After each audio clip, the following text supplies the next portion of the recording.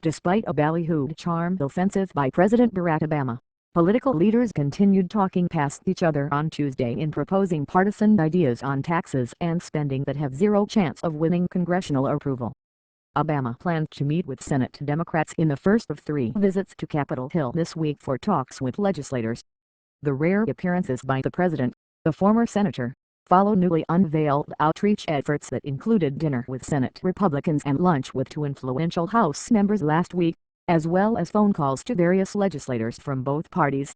Whether symbolic or sincere, Obama's increased personal engagement came as Congress prepared for the first formal budget debate since the president took office 4 years ago. House Budget Committee Chairman Paul Ryan fired the opening salvo on Tuesday, announcing his proposed budget for fiscal year 2014 that he said would eliminate the annual deficit in a decade without raising taxes. "We think we owe the country a balanced budget," Ryan told reporters. "We think we owe the country solutions to the big problems that are plaguing our nation: the debt crisis on the horizon, the slow-growing economy, people trapped in poverty. We are showing our answers." The Wisconsin Republicans' plan calls for cutting $5 trillion from projected spending increases in the next 10 years while lowering tax rates and getting rid of most of Obama's signature legislation of his first term, the 2010 healthcare reform law.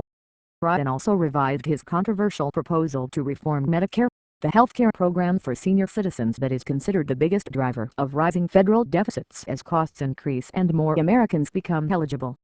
The provision, which would take effect in 2024 to exempt people 55 and older today, calls for offering senior citizens a choice between traditional fee-for-service Medicare and a premium support system that would provide a fixed government payment to help them buy private health insurance.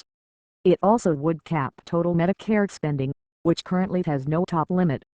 Democratic rejection of much of Ryan's approach was immediate. While the House Republican budget aims to reduce the deficit, the math just doesn't add up, said a White House statement. Deficit reduction that asks nothing from the wealthiest Americans has serious consequences for the middle class.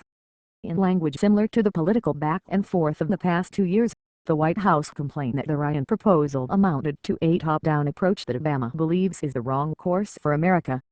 Senate Majority Leader Harry Reid, D. Nevada, contended voters rejected such policies last November in re-electing Obama instead of GOP presidential nominee Mitt Romney and Ryan, the party's vice presidential hopeful. His budget reflects the same skewed priorities the Republican Party has championed for years, the same skewed priorities Americans rejected in November, Reid said on the Senate floor. The Ryan Republican budget will call for more tax breaks for the wealthy, an end to Medicare as we know it, and draconian cuts to education and other programs that help America's economy grow and prosper. Ryan noted that the election didn't go our way, but asked whether that meant Republicans must surrender their principles.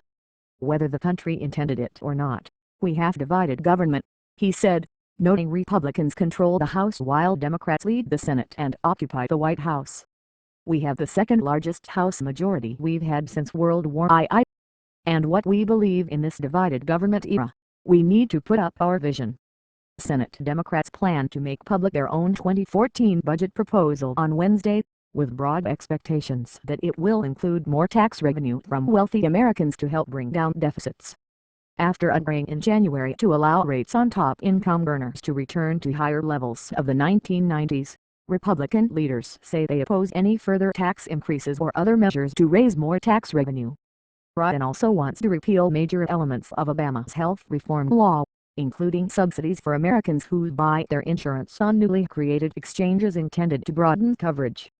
In addition, his proposal would convert federal funding for Medicaid and food stamps into block grants for states. The move would give states more administrative leeway in running the programs, such as changing eligibility requirements or how much participants must pay. The Ryan budget calls for Congress to complete major tax reform by 2014. The chairman of the House Ways and Means Committee, Representative Dave Camp of Michigan, has said GOP priorities include reducing the number of individual income tax rates to 10% and 25% and lowering the top corporate tax rate from 35% to 25%. The committee will continue to oppose any and all efforts to increase tax revenues by any means other than economic growth, Camp said in a letter this week.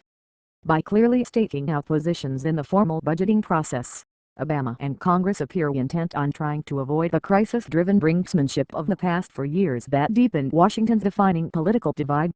However, the familiarly partisan nature of Ryan's plan unveiled Tuesday and the Democratic response raised doubts of any lessening of that divide, which the public blames for legislative dysfunction.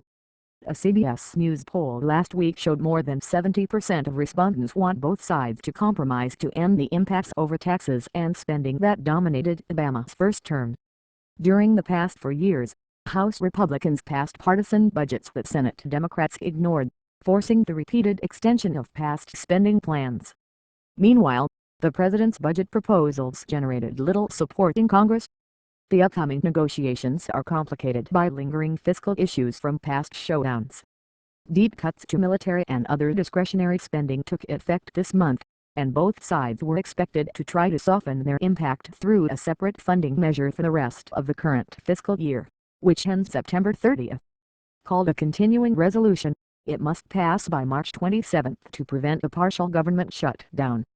The Republican-led House passed its version last week, and the Democratic-led Senate was expected to take up its own version as soon as Tuesday.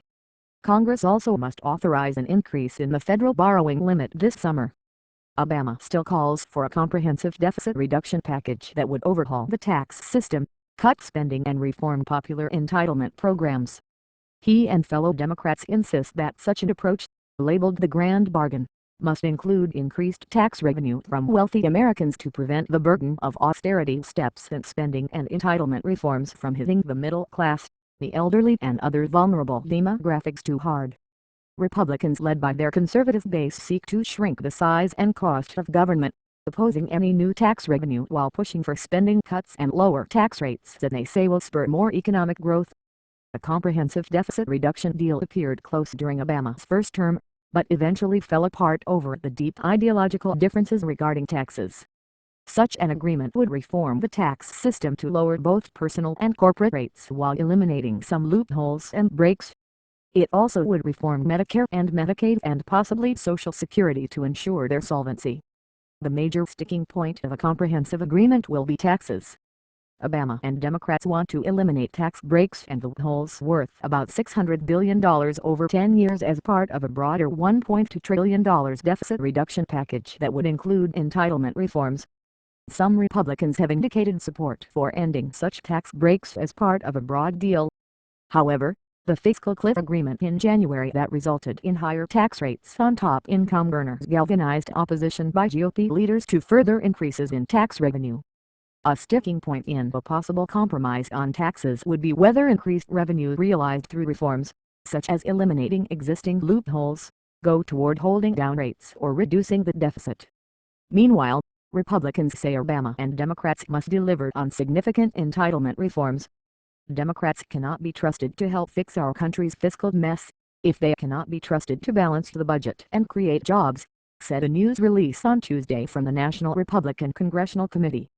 The choice is clear: Democrats' perpetual deficits or Republicans' plan to balance the budget and spur economic growth. One change Obama has proposed would tighten the adjustment for inflation of benefits such as Social Security, meaning annual increases for future recipients would grow at a slower pace. Opponents of the reform, known as chained CPI in reference to the consumer price index it involves, argue it hurts vulnerable senior citizens and others who most need their benefits. If achieved, the Grand Bargain would give Obama a major political victory and a boost in cementing his desired presidential legacy after the controversial healthcare and Wall Street reforms of his first term. Republicans also would get credit from moderates and independents for a willingness to compromise, but conservatives could punish them with primary challenges in 2014 and beyond. Another possible outcome is a limited agreement that would include some elements under discussion. For example, the smaller agreement might end some tax breaks and loopholes while cutting Medicare costs pay providers, not beneficiaries, to achieve $500 billion or so in deficit reduction over 10 years.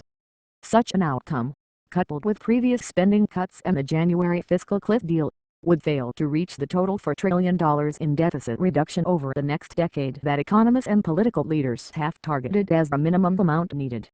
It also would allow both parties to simultaneously claim credit for making some progress after the past years of dysfunction while continuing to blame the other for preventing more. The status quo outcome of no major deficit reduction steps would mean continued brinksmanship over each pending fiscal deadline, as well as further economic uncertainty that already has lowered the U.S. credit rating and slowed growth.